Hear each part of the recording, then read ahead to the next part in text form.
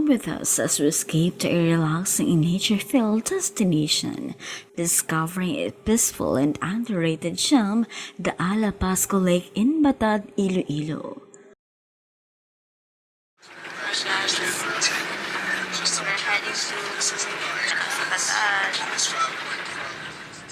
Our journey started at Tagbak Terminal in Haro, Iloilo City. From there, we rode a series bus going to Batad, which took a little over 2 hours. The fare is around 266 pesos for air-conditioned buses and 215 for regular buses. We were dropped off at Batad Public Market, where we rode a tricycle going to Alapasco Lake, specifically to Villa Iliana Mountain Farm, where we had our reservation.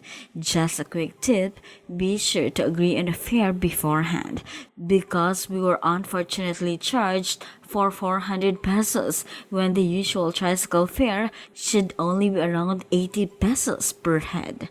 By the way, before reaching the lake, there is 10 pesos entrance fee collected at the Tanad outpost. And at the Villa Eliana Mountain Farm, the fees are very affordable. 50 pesos per head for a day tour, 100 pesos per head for overnight camping. And there is no fee if you bring and pitch your own tent, but there is a parking fee. And the first thing we did was pitch our tent and prepare our food. For tonight's menu is chicken kebab and tiramisu for my birthday.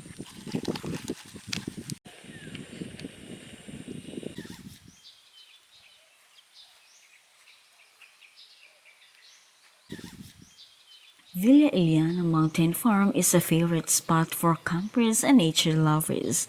Located near Alapasco Lake and Dam, it offers a calm, serene atmosphere surrounded by lush greenery. No camping experience is complete without a bonfire. You can request one from Mano, the caretaker, and for 300 pesos, he will provide the firewood.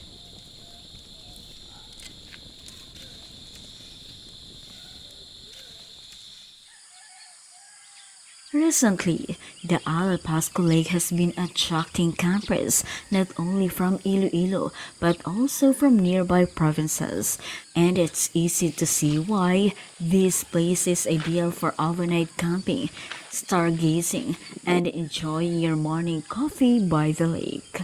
Just remember to always fly responsibly and follow the local guidelines. Alapasco Lake may not be as famous as other tourist spots, but this is exactly what makes it special.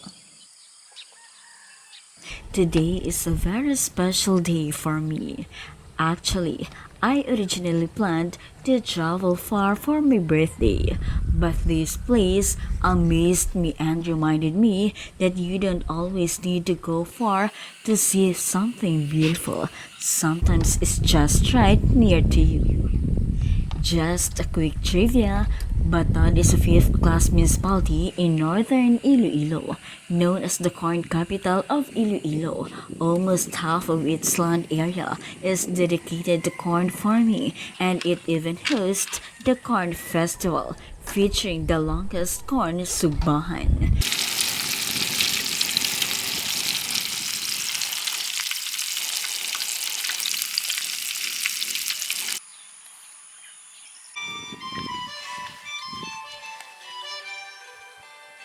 Makanta ka man. Let's eat. Ang iba niya nga na. Makanta lang.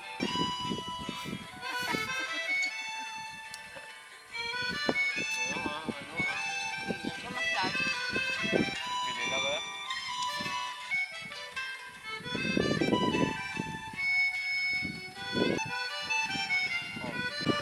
Happy birthday to you. Wish na. Wish ko ah. Right.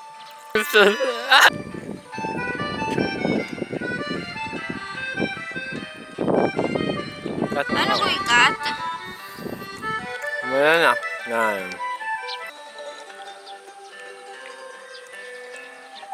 Wow. Okay, ya. Pasko na na.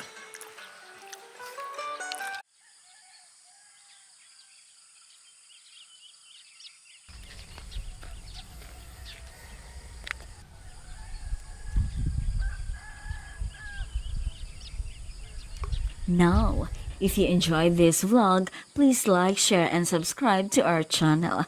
Thank you for joining us on this trip, and we will see you on our next adventure.